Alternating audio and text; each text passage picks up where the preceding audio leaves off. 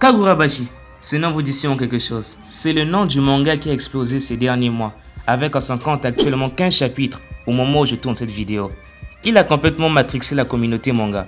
Alors qu'aucun chapitre n'était sorti, juste l'affiche publicitaire provoqua une énorme vague de propagande sur les réseaux sociaux. L'histoire de vengeance d'un jeune forgeron luttant contre le mal intéressa la communauté manga, qui de base, on va pas se le cacher, est très difficile. C'est dans ce sens que nous sommes en mesure de nous demander comment un manga ne possédant même pas un tome sorti pourrait susciter autant d'engouement. Comment ce manga vieux de quelques mois à peine a pu rassembler une telle communauté allant jusqu'à dépasser Jujutsu Kaisen avec seulement 2 chapitres sortis dans le nombre de lectures sur Manga Plus. Alors est-il un effet de mode ou est-il la figure de proue de la nouvelle ère du shonen? Dans ce cas, peut-il prétendre au statut qu'on le décerne d'ovni du manga? D'autres l'appellent le nouveau Demon Slayer, d'autres le Jujutsu Kaisen des temps modernes, d'autres encore le manga pouvant dépasser One Piece. Mérite-t-il autant de visibilité? Que devient le nouveau joyau du Shonen Jump 3 mois après son explosion? C'est ce que nous allons voir dans cette vidéo.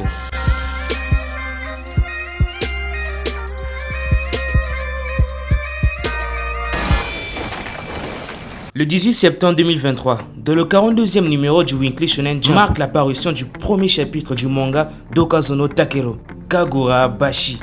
Et visiblement, il n'en fallut peu pour convaincre les lecteurs. Kagurabashi suit l'histoire du jeune Chihiro qui passe ses journées à s'entraîner auprès de son célèbre père forgeron, en espérant lui aussi se faire un nom dans le milieu. Soudainement, une tragédie le frappe. Désormais, Chihiro et sa lame ne vivent plus que pour la vengeance. C'est une histoire dont on a l'habitude de voir dans les Shonen Jump. Une bonne vieille histoire de vengeance. C'est pas le synopsis le plus original de l'année. On en a déjà vu bon nombre de mangas qui parlaient de vengeance. Alors où se démarque-t-il?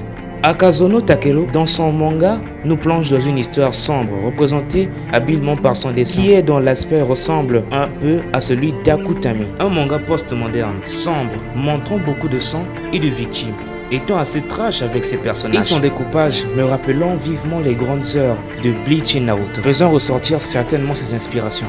Ce n'est pas une mauvaise chose, car sans base, on ne peut pas faire de grandes choses. Il utilise également les codes du shonen de vengeance. Un héros badass, froid, aveuglé par la haine. Mais connaître le secret de son genre ne garantit pas le succès de l'œuvre. Et également, l'engouement prit forme sous une grande vague de propagande sur les réseaux sociaux, plus particulièrement sur X. Ainsi, de centaines de publications et de même vurent le jour, afin de dénigrer certains mangas et de montrer la supposée supériorité de Kagurabashi. Et je l'avoue, il y en a certains qui sont hilarants. Cette propagande était telle qu'elle affolait les statistiques, de façon à ce que les vidéos pleuvaient sur YouTube. Des théories encore, des créateurs de contenu n'a pas sauté sur l'occasion pour augmenter son audience. En fin septembre, début octobre, le sujet du manga était dans chaque bouche. C'était le sujet phare dans les cours de récré. Tout le monde en parlait. On rappelle encore qu'il ne possédait qu'un seul chapitre à ce moment-là. En parlant de chapitre, sa propagande ayant bien fonctionné à un tel point qu'au chapitre suivant, Kagurabashi se retrouvait top 2 des mangas les plus lus de la semaine devant Jujutsu Kaisen, qui, je le rappelle, à ce moment-là était en pleine bataille de Shinjuku, c'est-à-dire le climax du manga. L'engouement autour de l'œuvre est une arme à double tranchant. Autant elle permet la visibilité et l'expansion du manga, mais également les attentes des mesurés. Les fans de hype qui lâchent le manga quand il n'y a plus de buzz. Une œuvre exposée trop tôt pourrait faire changer le mangaka de direction. Sous la pression, il est très compliqué de gérer une œuvre à succès entre les attentes des fans et la pression des éditeurs. Cela peut faire vite sombrer le manga, démontrant la dangerosité de la surhype. Et malheureusement, les exemples dans ce cas de figure ne sont pas choses rares. Le manga est pour l'instant bien rythmé, du moins au niveau où j'en suis. Au fur et à mesure des chapitres, le lore nous est de plus en plus développé. Les personnages également intéressants, apportant beaucoup de questionnements. Quant au héros principal, que j'ai du mal à apprécier, qui est pour l'instant un cliché de son personnage, Judak Sasuke n'ayant qu'un seul but, et aveuglé par ce dernier, tout en sacrifiant tout sous son passage. Je suis indifférent quant à ce personnage. À mon avis, il ne s'est pas encore démarqué des autres personnages du genre. Mais pour moi, le véritable point fort du manga, c'est au niveau de ses antagonistes. Ces derniers suscitent un certain intérêt à mon égard. L'aspect de gang criminel, de mafieux, est très intéressant, de ce que j'ai pu lire. Kagurabashi a bien entamé ses débuts, et la surexposition du Jump tend à faciliter son exportation à l'international. J'ai très hâte de voir ce que l'auteur nous réserve. Kagura fait partie des mangas qui ont encore à prouver. Laissons au maître le temps de nous parfaire son œuvre.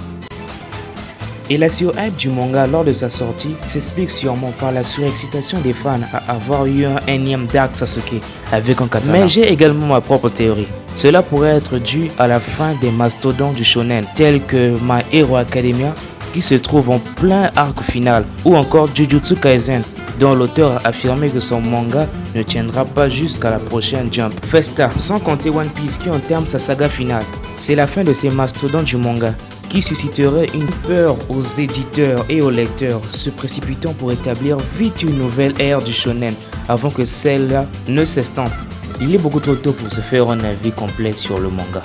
Après 3 mois et une baisse de la hype, le manga survit encore. C'est que ce n'est pas un effet de mode, c'est un manga fort sympathique, intéressant dans sa manière d'apporter les choses et dans ses personnages plus ou moins atypiques. L'histoire est drôle, tout en gardant son côté sérieux. L'intrigue est cool, mais pour l'instant, pas assez développée. Durant cette vidéo, j'ai beaucoup utilisé les synonymes de pour l'instant, car c'est un jeune manga, n'ayant que très peu de chapitres. Il a juste reçu une surexposition qui ont fait pleuvoir les critiques. Laissons-lui le temps de se développer, car certainement, les meilleures années de Kagurabashi se trouvent à l'avenir.